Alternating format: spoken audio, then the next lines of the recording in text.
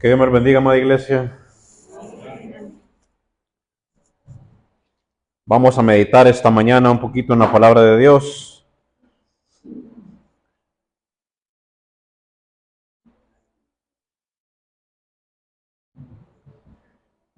Vamos a ir a Isaías capítulo 51.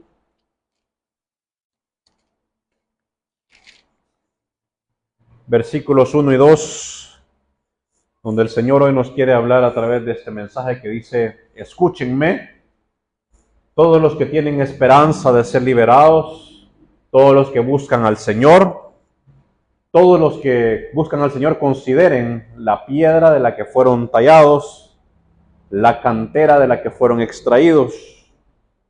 Sí, piensen en Abraham, su antepasado, y en Sara, que dio a luz a su nación.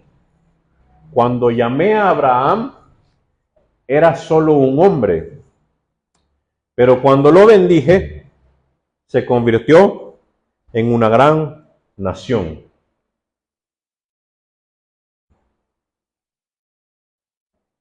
Aquí lo que nosotros tenemos que ver, lo que dice el texto en este versículo 2, algo muy importante que nos hace a nosotros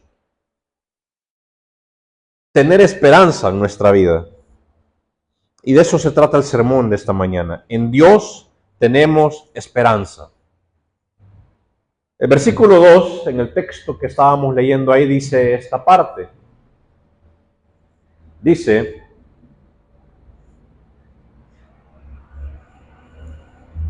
cuando llamé a Abraham, era solo un hombre, pero cuando lo bendije, se convirtió en una gran nación. ¿Qué nos quiere decir esto, hermanos? ¿Qué es la esperanza en Dios? ¿En qué consiste la esperanza en Dios?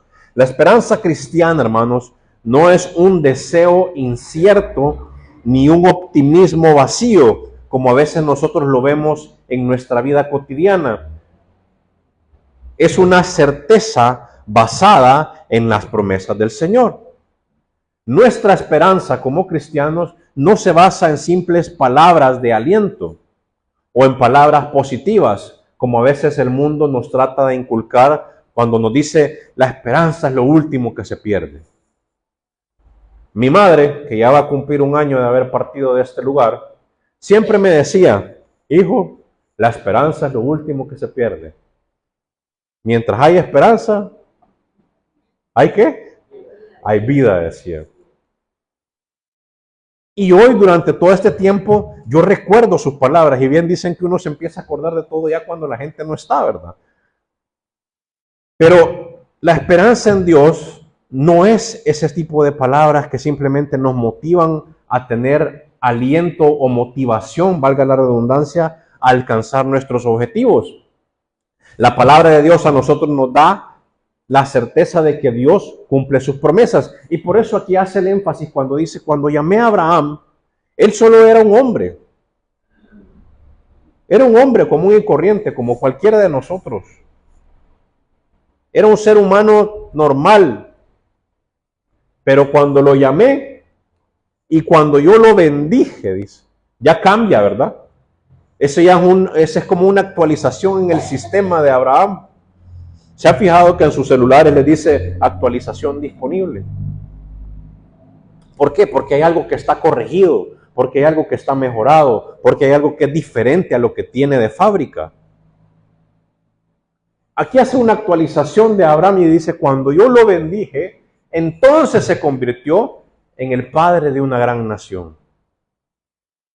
Según Romanos 8, 24 y 25 dice: porque en esperanza fuimos salvos y esperamos lo que no vemos, con paciencia lo aguardamos. Con esperanza fuimos salvos. Cuando nosotros nos bautizamos con la esperanza de estar perseverando y de que un día, si nosotros perseveramos, entonces el Señor nos va a dejar entrar en su presencia. Esa es la esperanza. Y esperamos aquello que no vemos, porque estamos esperando esa vida eterna, por fe. y con paciencia lo aguardamos, dice, porque no va a ser de un día para otro. Nos va a tomar años.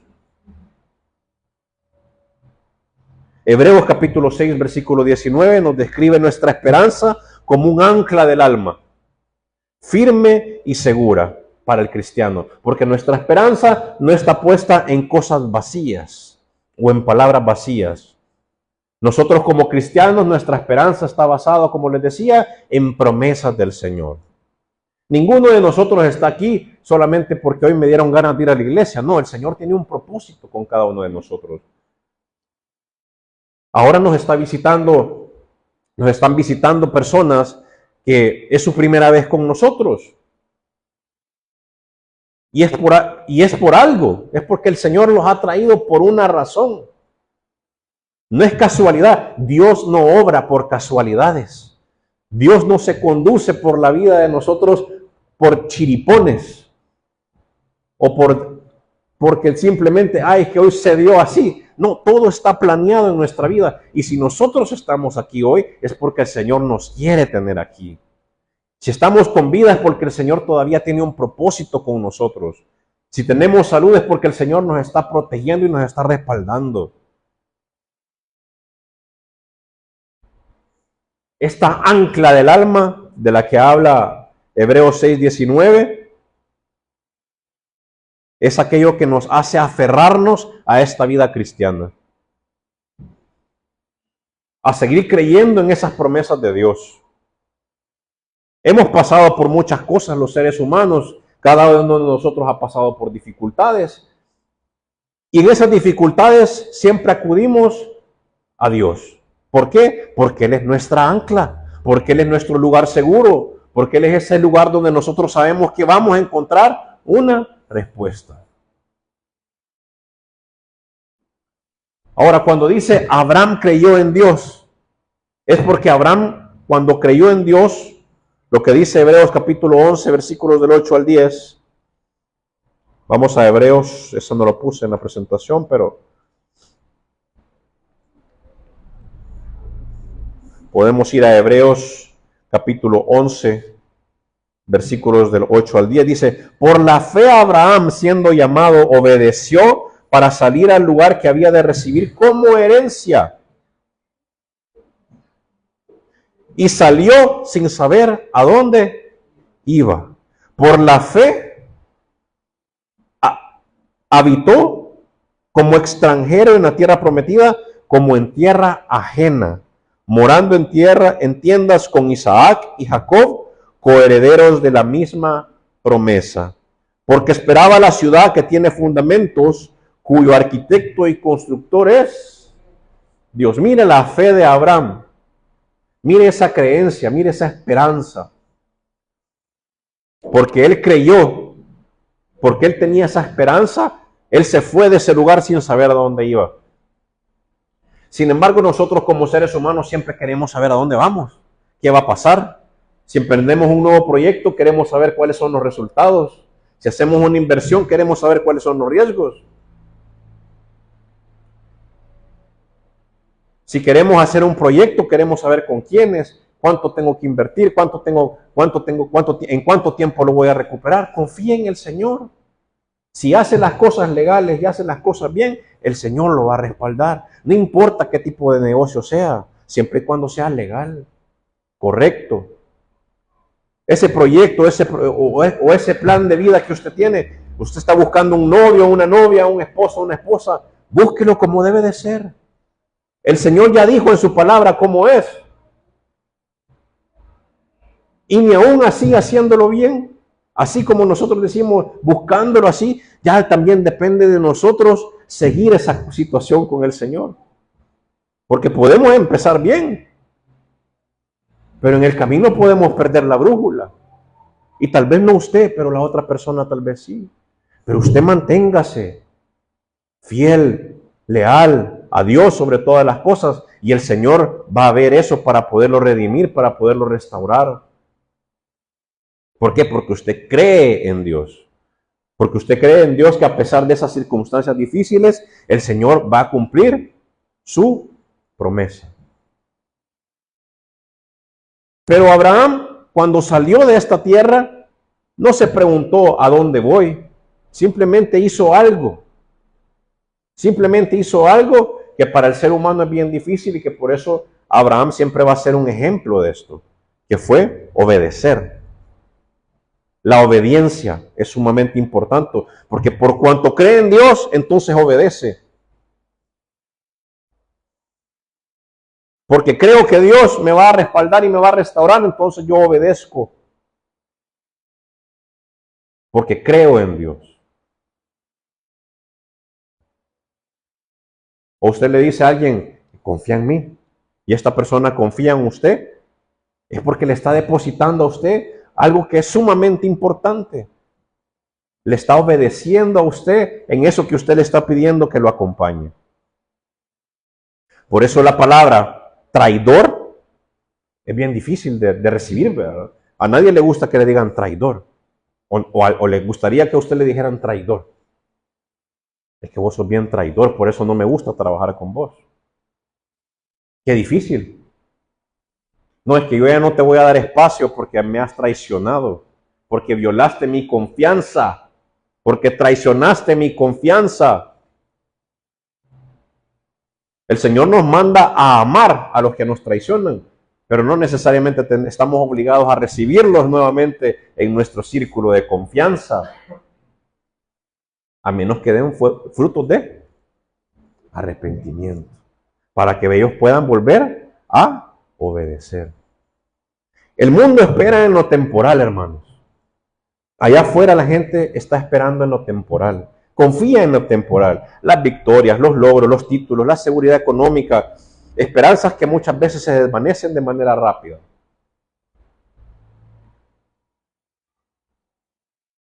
Esperanzas que duran un periodo de tiempo.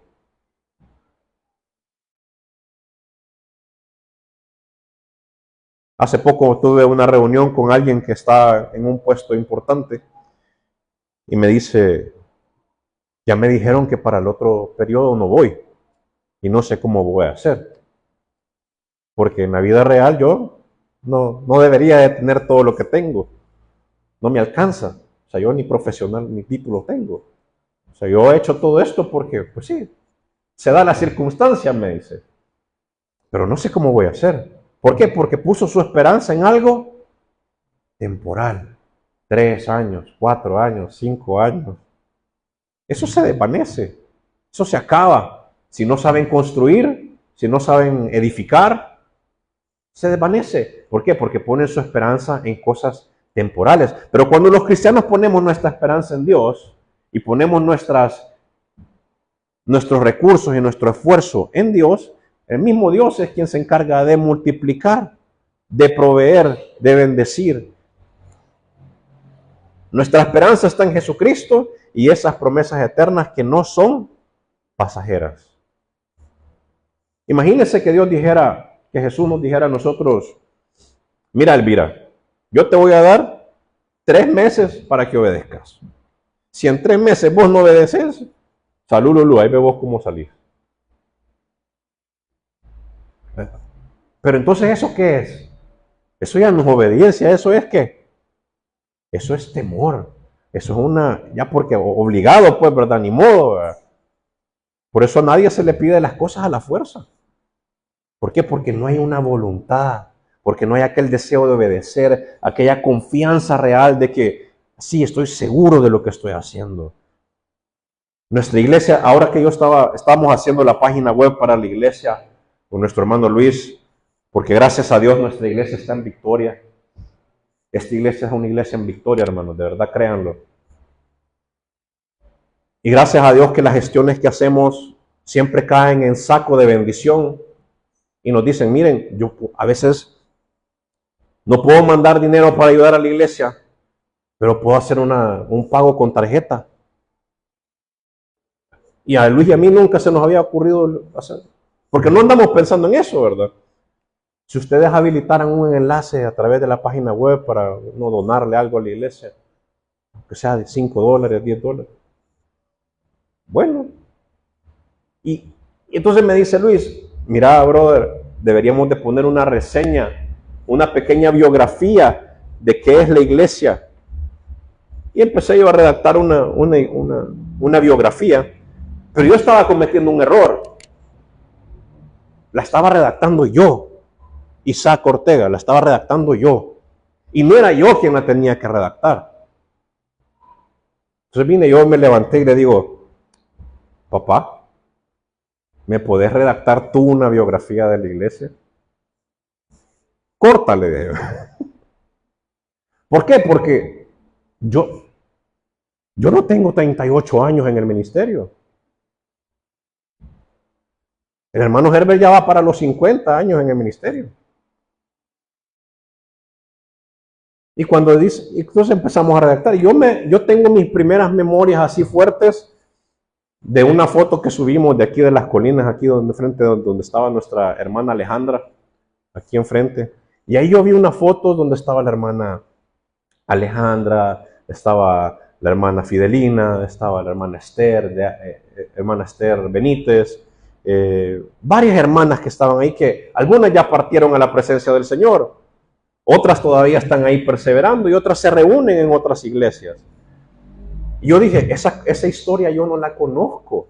Yo no sé cómo llegamos ahí. Yo recuerdo que un domingo fuimos a una iglesia, a un lugar aquí por donde vive nuestra hermana Martita Chacón, a cruzar hacia la izquierda. Y ahí en esa esquina donde ahora hay una iglesia como pentecostal o profética, ahí nos reuníamos nosotros. Y nos reunimos como 2 o 3 meses, creo, menos. No sé si es porque fui 2 o 3 veces ahí, pero... ¿Perdón? Casi 3 meses, ¿verdad? Sí, por ahí. Pero mis recuerdos fuertes ya vienen aquí por la parte de las colinas. Pero yo no me acuerdo de la historia de Anda, de la ex Antel o algo así. No sé, o sea, yo no sé qué pasó. Me cuentan, pero quien lo vivió fue nuestro hermano Herbert. Entonces vine yo y le dije, redactámela. Y cuando me redacta la biografía corta, me sale casi de 1 página. Y le digo, esto no me cabe, Leo, tiene que ser más corta. Pero cuando la empecé a leer, hermanos, fue lo que me motivó a mí para este mensaje. Porque cada letra y cada frase que yo leía de esa pequeña biografía, yo veía una iglesia que tenía esperanza. Leía una iglesia en victoria que sabía que estaba en las manos de Dios. Y decía, el 9 de no sé qué mes, por aquí la tengo. No, ya lo tiene él. Del 89 creo que es, por ahí 89. En la ciudad de Santa Tecla, y empieza así. Y por 36 años hemos estado, 37 años hemos estado en victoria, una iglesia fortalecida. Fuimos de las primeras iglesias, si no de las pocas iglesias que contaban con su local propio para antes de cierto tiempo. Y ahora hemos trasladado esto a las nuevas generaciones. Y ahí yo sentí aquella situación de hablar sobre la esperanza. Porque nuestra esperanza como iglesia no debe de estar puesta en el hombre que está enfrente, hermanos. Ni de los que se paran acá a predicar o a enseñar. De ninguno. Tenemos que cuidar el esfuerzo de nuestros antepasados, ¿verdad? Pero la esperanza es de que vengan nuevas generaciones y que continúen con la iglesia respaldada por el Espíritu Santo. Que siga la iglesia en victoria con la mano protectora de nuestro Dios. Porque el fundamento de nuestra esperanza es Dios. Y durante este proceso hemos tenido que ser obedientes. La esperanza del mundo, yo veo otras iglesias, y la esperanza, hace unos minutitos, estábamos hablando con unas hermanas, ¿y qué pasó con los hermanos de la iglesia en tal lugar? Porque su esperanza estaba puesta en hombres. ¿Y qué pasó con el hermano fulano? Es que su esperanza estaba puesta en esto. Cuando llegamos al análisis de eso, nos damos cuenta que a veces hay situaciones en donde podemos estar hablando la misma palabra de Dios, pero no tenemos el mismo respaldo de Dios. ¿Qué quiere decir esto? Que Como dice la palabra, Dios a veces tiene sus candeleros encendidos, ¿verdad? En las iglesias. Y por fe, hermanos, esta iglesia aquí en Santa Tecla va a mantener su candelero encendido por muchos años más. El fundamento de nuestra esperanza es de que tenemos que ser obedientes en el proceso. La esperanza en Dios, las promesas incrementables de Dios. Bienaventurado aquel cuya esperanza está en Jehová, dice Salmo 146, capítulo 5. Bienaventurado aquel cuya esperanza está en Jehová. ¿Qué quiere decir la palabra bienaventurado? Quiere decir bendecido, quiere decir respaldado, quiere decir que está siendo visto con gracia. Romanos capítulo 8, versículo 38 al 39, también nos asegura que nada nos puede separar del amor de Dios. Así nosotros nos equivoquemos en muchas cosas, hermanos, el Señor siempre nos va a seguir amando. Y esa es una promesa. Ahora, lo malo es que nosotros a veces creemos que podemos venir a los pies del Señor, regresar al pecado y decir, el Señor me sigue amando, yo voy a volver cuando tenga ganas de volver. Eso no es ser obediente. Mire lo que dice el versículo que estaba anteriormente en la pantalla, dice, antes de Romanos, dice, pero felices son los que tienen como ayudador al Dios de Israel, dice, los que han puesto su esperanza en el Señor, su Dios. Mire, pero felices son los que tienen como ayudador al Dios de Israel. ¿Cuántos de ustedes se sienten felices de tener a Dios como su ayudador? ¿Cuántos de ustedes se sienten bendecidos de tener al Dios de todo, pues el dueño de todo, respaldándonos a nosotros? Hermana Lidia acaba de venir de un viaje y el Señor se la llevó y el Señor la trajo y no le pasó nada. Disfrutó, vino, aquí está. Muchos de ustedes han pasado por procesos en la vida y el Señor los ha ido sacando de esos procesos. Jesús es como nuestra esperanza viva, dice en Colosenses capítulo 1, 27, dice que esperamos en el Dios viviente.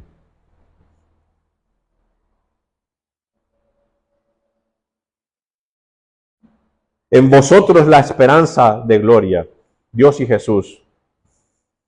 Jesús es nuestra esperanza viva.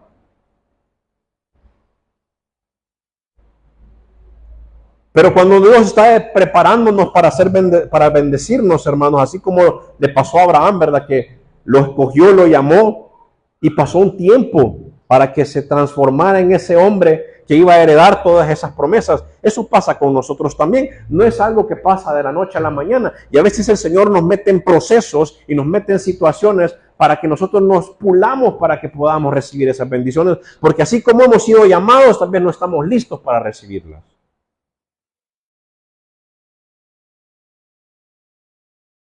Esta semana subí un video a mis redes sociales de que Dios ya nos tenía preparados desde antes que naciéramos. Ya nos había escogido.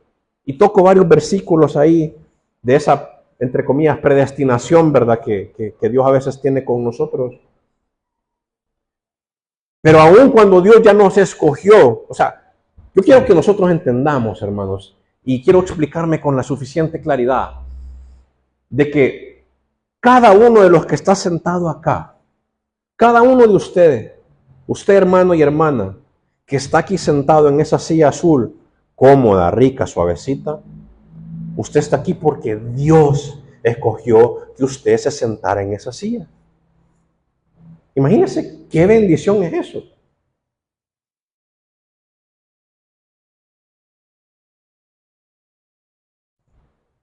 No escogió a nadie, a alguien más, a alguien extraño, lo escogió a usted. Lo preparó a usted, preparó su corazón para que usted estuviera ahí sentado, escuchando el mensaje que Dios tenía para usted. Y esa es parte de un proceso, porque usted no viene conociendo toda la palabra. Usted no viene con todas las bendiciones que Dios le quiere dar para usted, porque usted tiene que empezar a acercarse a Dios para que Dios le empiece a dar la cantidad de bendiciones y vaya subiendo de nivel, así como nosotros vamos transformándonos en nuestra vida.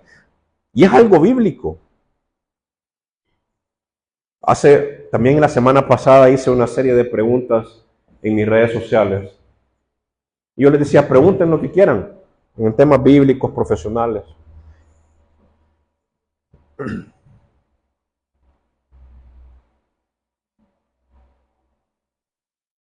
Y una de las preguntas era, ¿por qué hoy y no antes? ¿Por qué hoy que lo perdí? Sé que en teoría la familia lo perdió todo y no antes. Hoy obedezco el llamado, me dice. Lo sentí hasta como con dolo la pregunta, así como crítica. Y en tiempos anteriores yo hubiera contestado como, ¿a vos qué te importa? Es mi problema. Pero hoy yo le contesté a esta persona que me puso esta pregunta porque Dios tenía un propósito. Y a veces el Señor nos hace pasar por un proceso para que aprendamos a tener paciencia. A veces nosotros queremos llegar a las bendiciones del Señor inmediatamente, hermano. Queremos llegar ahí donde Dios quiere ponernos en victoria ya. Hoy ya, mañana, yo hoy me bautizo y ya mañana quiero que el Señor me ponga en victoria. No es así. No es así. Porque al Señor, por alguna razón a nuestro Dios, le encanta meternos en procesos a nosotros, fíjense. Por algo a él le dicen que es el alfarero, por algo le dicen que es el carpintero, por algo le dicen que es el herrero. Porque le gusta forjar, porque le gusta darle forma, porque le gusta lijarnos. ¿Y usted cree que si la madera hablara le gustara que la lijaran? Usted se ha herido con una lija, hermano. Mire, yo me vine aquí un día a limpiar con estas manos. Me vine a lijar un día el baño. La hermana Carmen Sosa está en la clase de mujeres, de niños. Pero traje una lija y me equivoqué de lija. No traje lija de agua, traje lija normal. Y me puse a lijar el piso. No pasaron ni 5 minutos cuando ya tenía los dedos casi que pelados. ¿Por qué? Porque esa lija daña. Imagínese lo que le hace a la piel. Imagínese lo que le hace a la madera. Que es una lija más fuerte. Usan máquina, meten máquina. Por algo meten máquina. Dios nos mete en un proceso de paciencia porque tenemos que esperar en Él. Porque tenemos que tener esa paciencia. No es de la noche a la mañana que usted va a recibir la bendición del Señor. Para poder enseñar, para poder cantar, para poder servir, usted tiene que pasar por un proceso de entender por qué se sirve la mesa del Señor. Si usted no cree que la ofrenda es un mandamiento, usted no puede servir la mesa del Señor. Si usted no cree que la cena del Señor no es un mandamiento, no puede servir la mesa del Señor. Es un proceso de aprendizaje. Si usted no ha aprendido a modular su voz, no ha aprendido a bosquejar, no ha aprendido a hacer síntesis, si no ha aprendido a hacer, entonces todavía no está totalmente preparado para predicar. Porque hay que hacer las cosas bien. Si usted no va a ningún curso de canto, no practica los cantos en su casa, entonces usted no está haciendo su ministerio bien. Porque los cantos hay que practicarlos para que no se venga a desgalillar aquí, ¿verdad? Yo sé como cuando yo canto, yo sé qué tipo de cantos yo le puedo llegar a la nota y cuáles no. Entonces, si yo sé que a un canto no le llego a la nota, no lo voy a cantar. ¿Por qué? Porque si lo canto, lo voy a hacer mal. Entonces, para poder llegar a cantar eso, yo tengo que prepararme, tengo que ensayarlo, tengo que practicarlo. Todo tiene un proceso. Hay que tener paciencia para poder llegar. Pero también nos mete en procesos porque nos va a poner restricciones.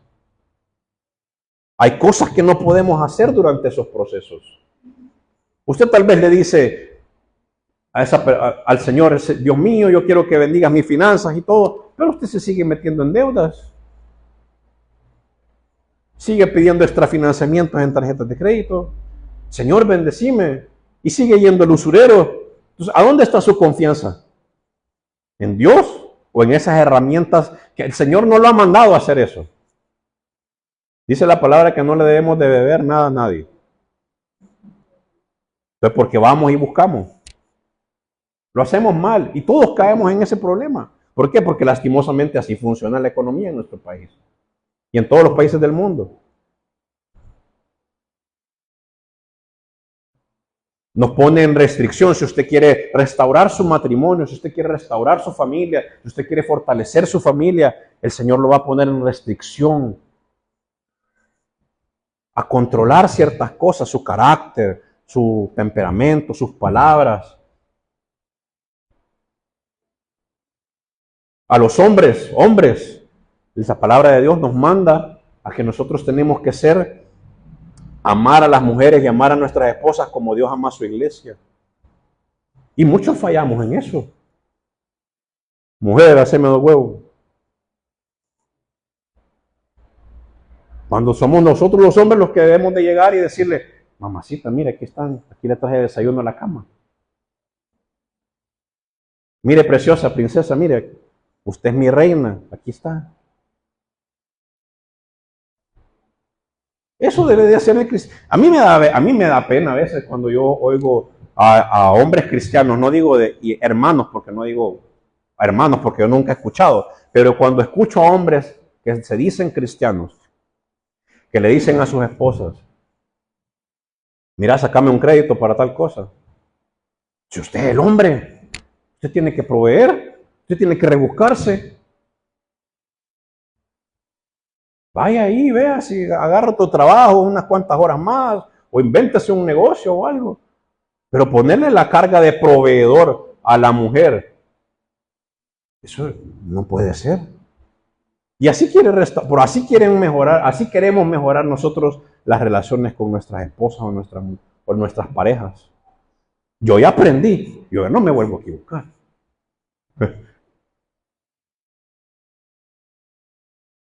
Pero también Dios nos da instrucciones. Y las instrucciones son claras. Y todos se ríen, qué malos son ustedes. Y la instrucción es clara. Porque Dios nos manda a hacer las cosas claras. O sea, el Señor no nos dice a media tinta lo que debemos de hacer. Nos dice claramente lo que debemos de hacer.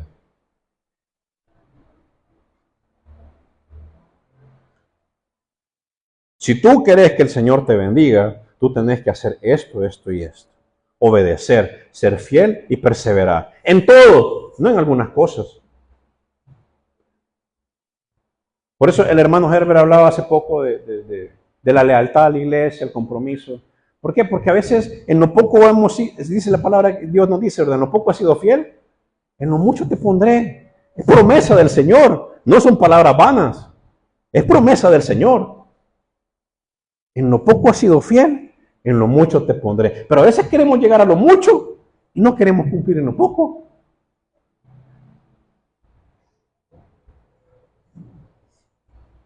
Y eso aplica en todo, en las relaciones, en el matrimonio, en los negocios, en el trabajo. A veces queremos nosotros llegar a tener un ascenso en nuestro trabajo y seguimos llegando tarde todo el tiempo. A veces queremos que los empleados nos respondan como deben de responder, pero les pagamos mal. Somos negreros, abusivos. Los tratamos como basura. ¿Por qué? Porque si quiere que le pague, pues bien, y si no, pues busco a alguien más. Eso no lo hace un empresario cristiano. Eso no lo hace alguien que cree en Dios. Eso no lo hace alguien que está pacientemente esperando en Dios ser bendecido. Y después se preguntan, es que el negocio no levanta. ¿Y usted cree que sus empleados o la gente le va a trabajar con ganas para levantar el negocio si usted lo trata mal? Y así pasa en las iglesias también. Ahí mismo estábamos hablando con unos hermanos. ¿Y por qué tal iglesia tuvo este problema? Porque entre sus hermanos pasó esto y pasó esto y esto y esto.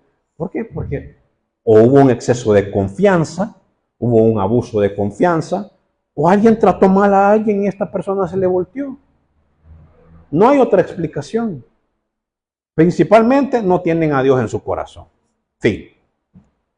Cuando hay hermanos, cuando hay personas que no quieren acatar las promesas del Señor desde el punto de vista que viene de la iglesia, es porque no tienen a Dios en su corazón. Hay algo más que los está moviendo. Por eso dice que Jesús es nuestra esperanza viva, porque en Él tenemos que poner nuestra esperanza. Y además que los cristianos tenemos la resurrección como garantía. Dice 2 de Timoteo, capítulo 1, versículo 10, que Jesús venció la muerte y en su resurrección trajo vida eterna. Que es a lo que nosotros estamos aspirando. ¿O no estamos aspirando a eso, hermano?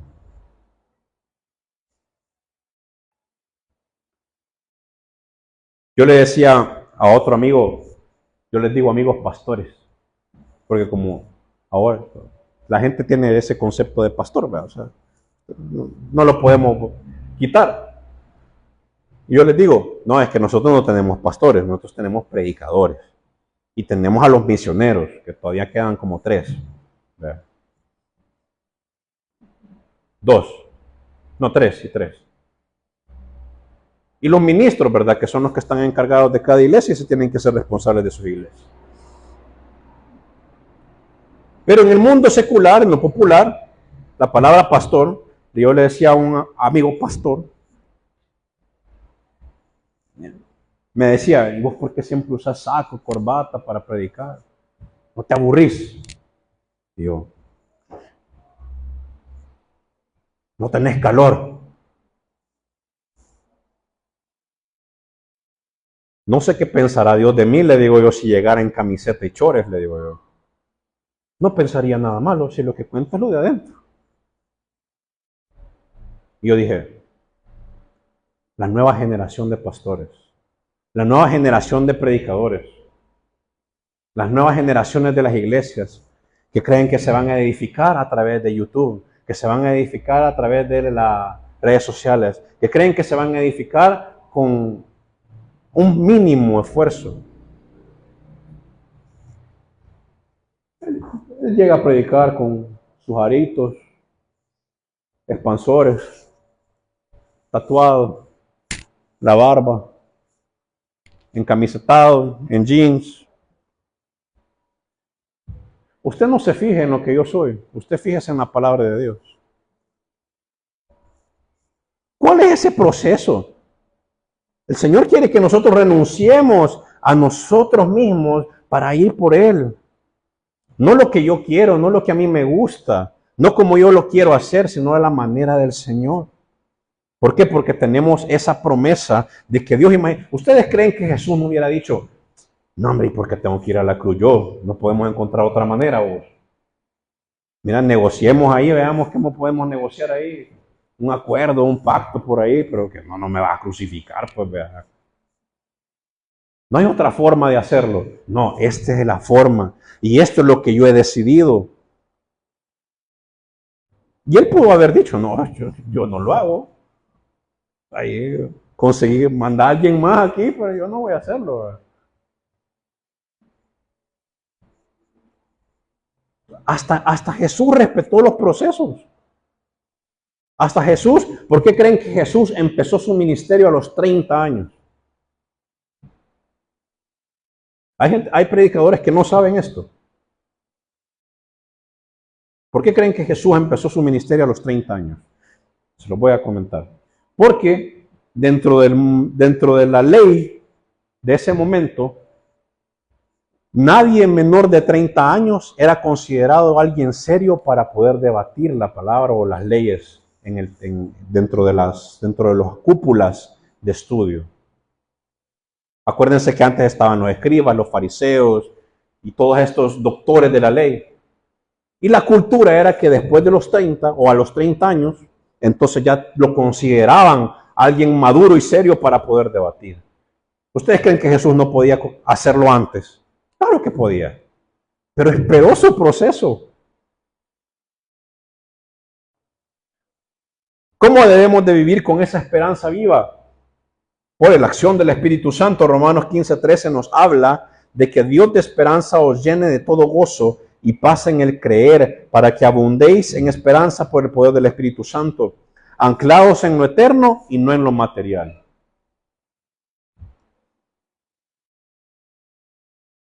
Dios de esperanza y os llene de todo gozo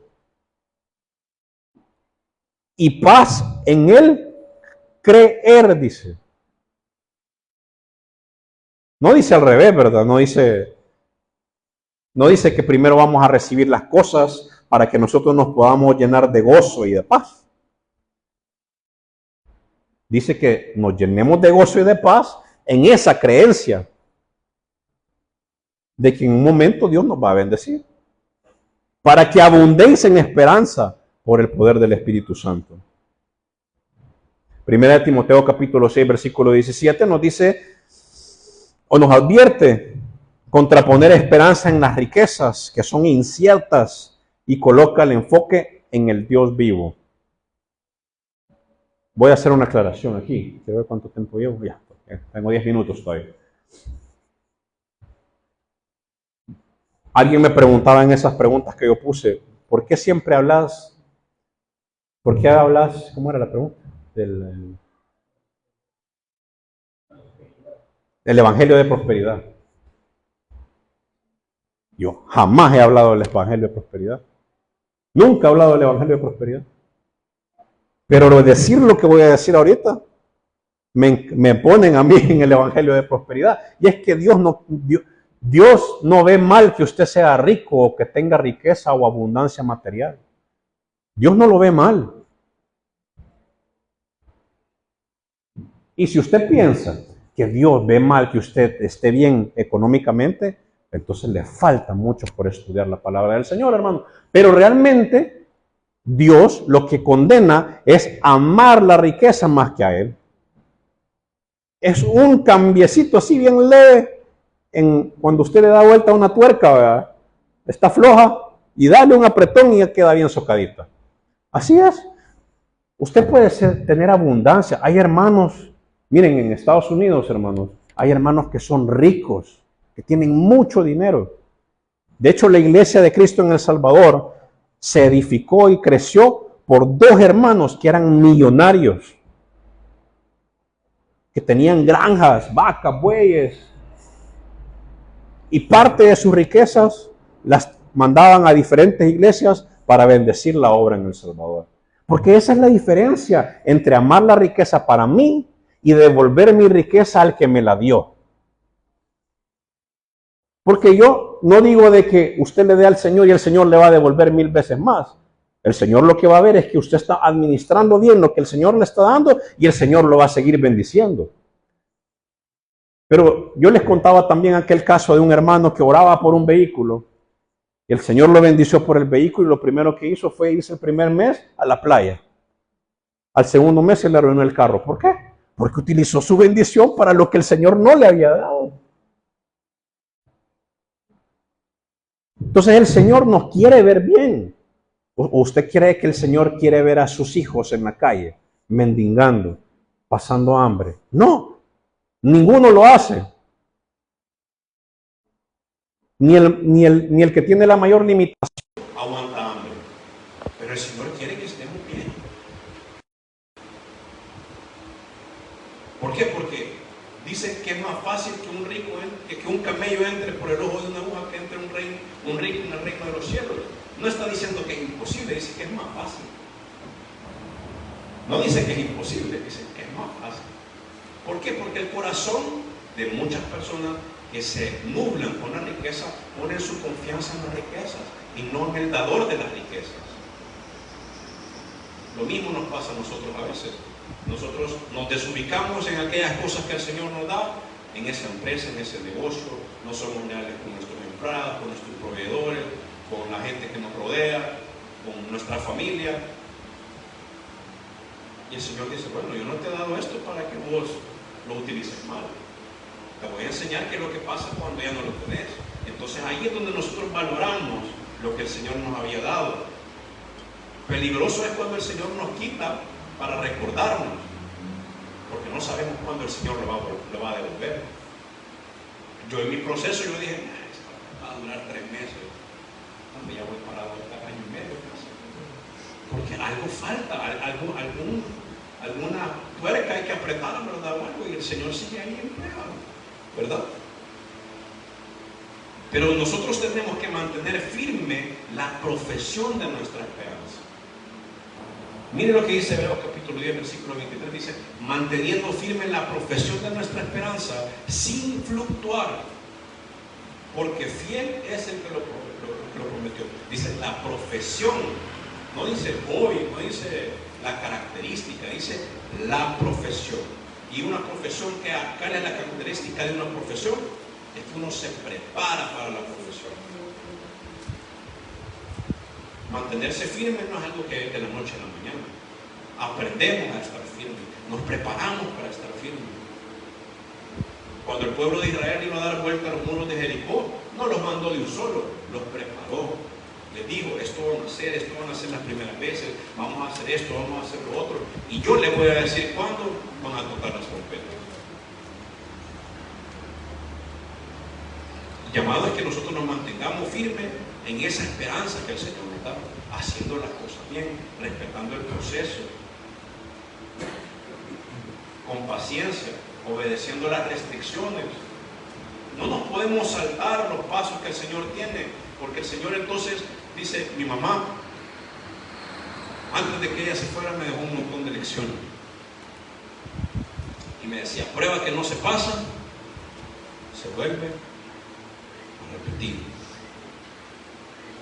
Prueba que no se pasa, se vuelve a repetir. Si usted se salta la prueba y dice, yo me voy a saltar esta prueba porque quiero llegar a la meta, entonces usted no ha aprendido lo que Dios tenía en ese propósito para usted y lo va a mandar de regreso para que vuelva a pasar por ahí. Esto, ¿quiénes han hecho gelatina? Esa de postre, que viene el sobre. ¿Quiénes han hecho gelatina? Levánteme la mano, ¿quién ha hecho gelatina? Levánteme las dos para que se vean más.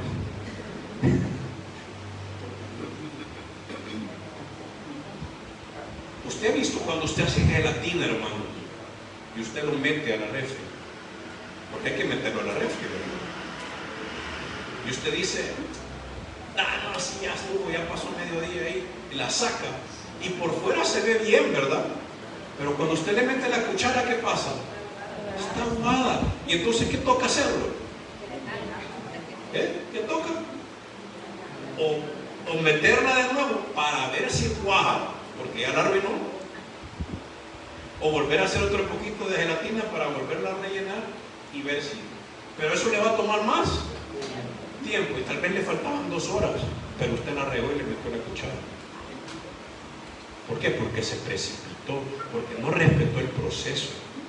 Por eso a veces cuando nosotros los seres humanos nos pasamos, nos queremos saltar el proceso, nos vemos mal y pensamos y decimos, no, ese hermano algo mal está haciendo, es que la actitud de ese hermano no es buena, no es que ese hermano me da mala espina, porque lo que está demostrando es que no quiere seguir el proceso, que no quiere respetar.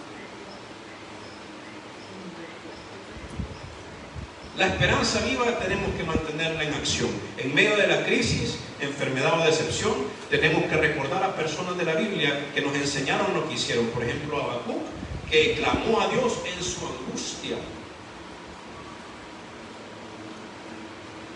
La desesperanza distorsiona la percepción de Dios, pero la esperanza nos conecta con su soberanía.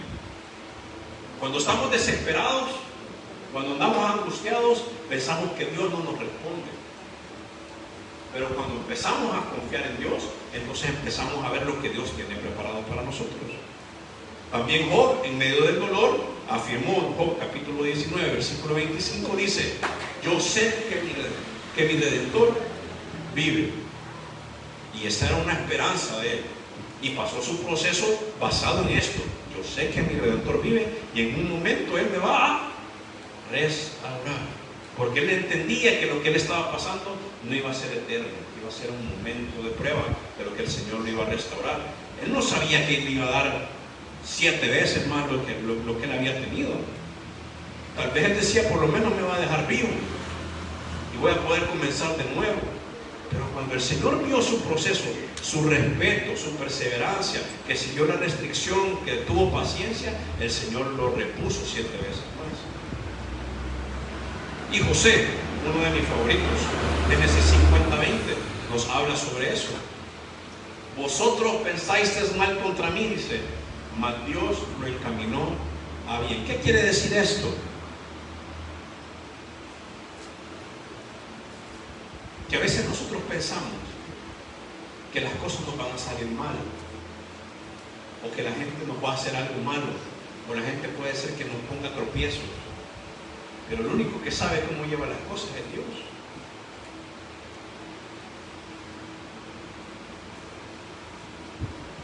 Estaba yo en un lugar hace poco, hace como 3 semanas, y mire cómo son las cosas, porque yo no es que me ponga como ejemplo, solamente les comparto algo que me pasó. A veces uno cree que las cosas pasan en el camino, nos pasan mal porque tenemos mala suerte, decimos. Yo estaba en el súper y yo solo llevaba un agua mineral y un huevo sorpresa para mí, para Samuel. Yo les dije que siempre iba a hablar de Samuel, pero llevaba un huevo sorpresa para Sammy. Y yo me fui en la fila, porque se acuerdan que hablamos de que no tenemos paciencia por la fila. Pues yo andaba buscando la fila más corta y vi que había una fila corta y me fui a parar ahí. Y de repente pasa de que la persona que iba adelante solo llevaba 4 cosas. 4 cosas. Repito, 4 cosas. Y yo dije, aquí me voy. Y me paré. Chin, chin, chin, chin, chin, chin. 20 y pico y algo le salieron. Y yo, vaya. Y puse mis cositas y todo. Crédito fiscal. Ay, dije yo. Y después, permítame, es que me equivoqué. Le marqué 2 veces esto. Tengo que pedir autorización para que borren. Vaya, y yo dije, vaya, espere. Esperamos en el Señor. Hay que tener paciencia. Hay que vivir lo que uno predica. Y empecé y saqué mi teléfono. 5 minutos, 10 minutos. Y yo, ya 10 minutos dije yo, ¿qué onda aquí? Y vuelve a pasar esto, a ver si ya está bien, que no sé qué, vuelve a pasar. Y la madre, ay, crédito fiscal me dijo, ¿verdad? ¿Y qué le pasé factura? No, pero crédito fiscal necesito. Ahí va a disculparme, dice la señora. Pero por alguna razón vine yo y le dije, no se preocupe, por algo es.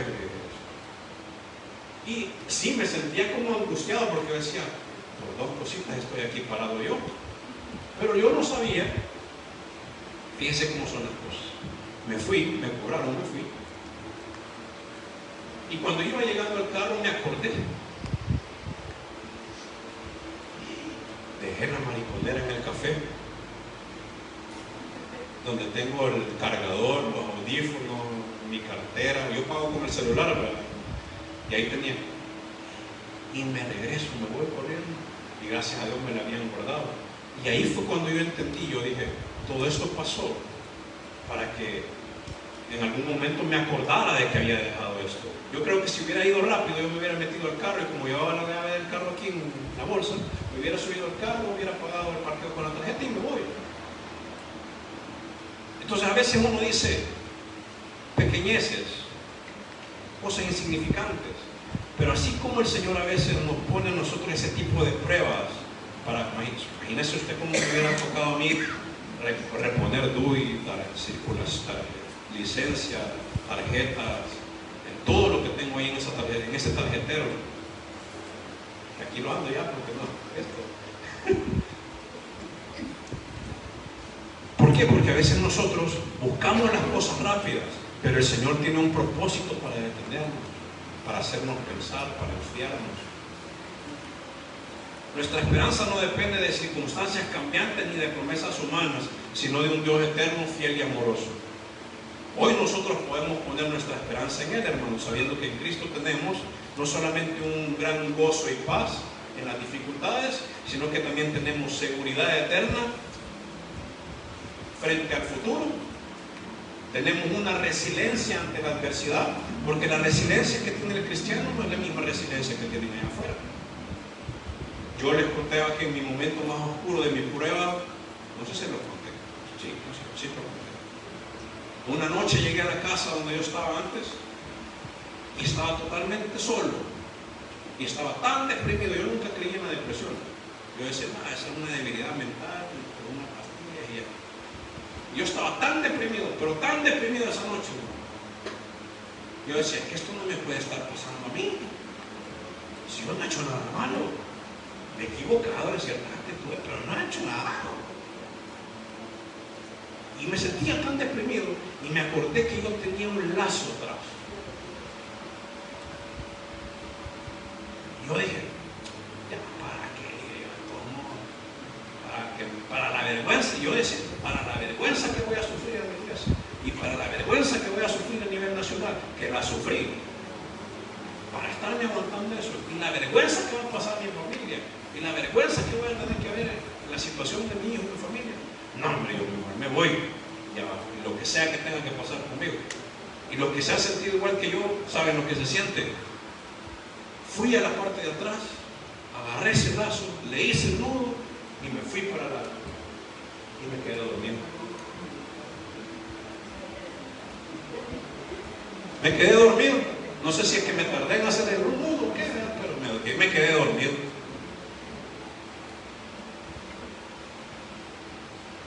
Tal vez no lo hubiera hecho ya en el momento, pero hay momentos oscuros en la vida de uno que uno toma decisiones equivocadas y es Dios quien a uno lo dice, no, esto no va a ser, yo te voy a restaurar, y el Señor empieza. Y después de ese día, hermanos, sin mentirles, yo empecé a vivir lo que dice Hebreos 6:19, que es que la esperanza es nuestra ancla segura. Y yo empecé a creer, yo empecé a decir, hombre, yo fui y le conté a mi mamá, antes de que empezara su proceso, y le dije, mamá, te quiero comentar algo, fíjate esto y esto y esto. Y solo me acuerdo que ella se puso así como triste, ¿verdad? Y me dice, y como ella tenía su forma particular de hablarme, y que vos sos tonto que pensar. No seas tonto. Yo no he criado un hijo débil. No sabes que el Señor está con de peores cosas hemos salido, que no sé qué. El Señor.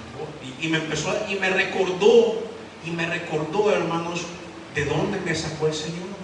Y me dice, si el Señor te hubiera querido muerto, te hubiera dejado morir cuando naciste, porque vos ya te ibas a morir.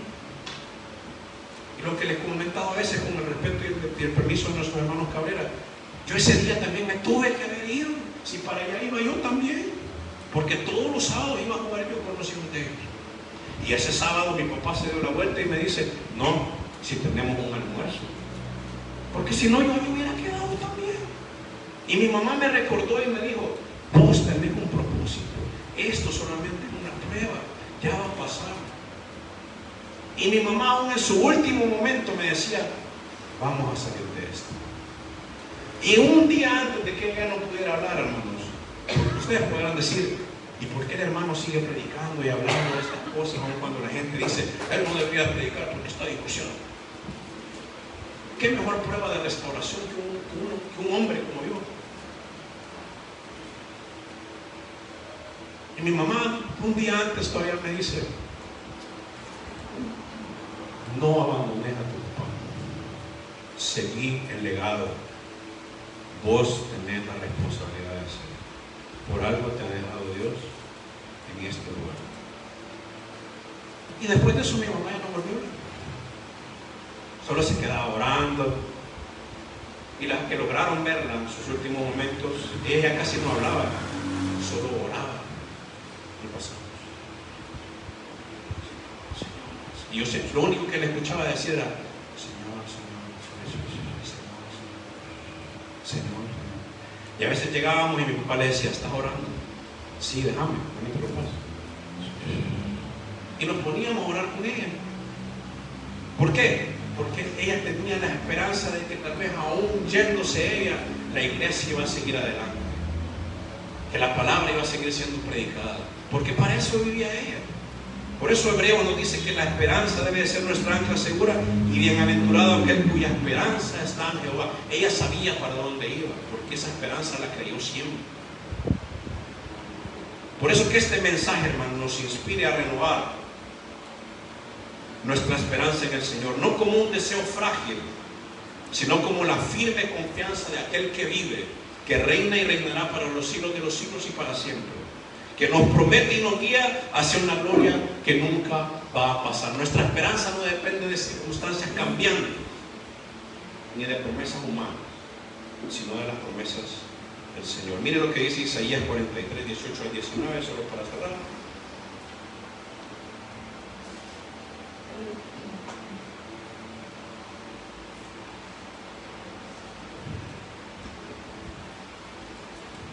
Me equivoqué, era 18, 19.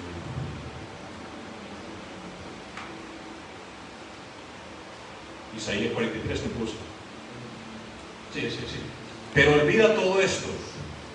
A Jeremías estoy. No es nada comparado con lo que voy a hacer, pues estoy a punto de hacer algo nuevo. Mira que ya he comenzado. ¿No lo ves? Haré un camino a través del desierto y crearé ríos en la tierra árida y baldía. Si usted tiene una duda de que el Señor lo va a sacar de donde usted está, usted tiene problemas, algo que le angustia, usted está aquí por una razón, hermano, y usted quiere poner su confianza en el Señor para su vida, hoy es el momento, porque hoy el Señor a usted lo ha invitado a estar acá para hacerlo.